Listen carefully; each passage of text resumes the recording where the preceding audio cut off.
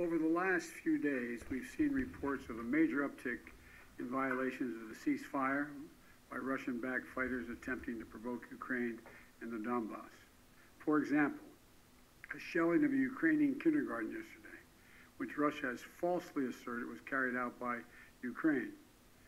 We also continue to see more and more disinformation being pushed out to the Russian public, including Russian-backed separatists, claiming that Ukraine is planning to launch a massive offensive attack in the Donbass.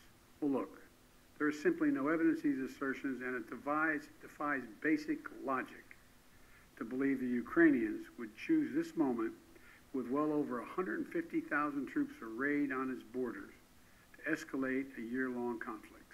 Russia's state media also continues to make phony allegations of a genocide taking place in the Donbass and push fabricated claims warning about Ukraine's attack on Russia without any evidence. All of these are consistent with the playbook the Russians have used before to set up a false justification to act against Ukraine. This is also in line with the pretext scenarios that the United States and our allies and partners have been warning about for weeks.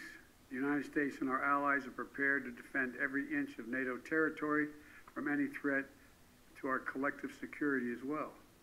We also will not send troops in to fight in Ukraine, but we will continue to support the Ukrainian people. This past year, the United States has provided a record amount of security assistance to Ukraine to bolster its defenses, $650 million from Javelin missiles to ammunition.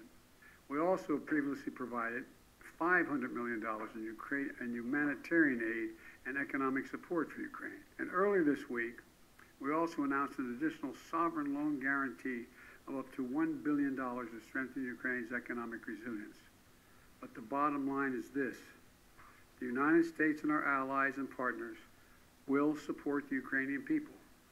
We will hold Russia accountable for its actions. The West is united and resolved. We're ready to impose severe sanctions on Russia if it further invades Ukraine.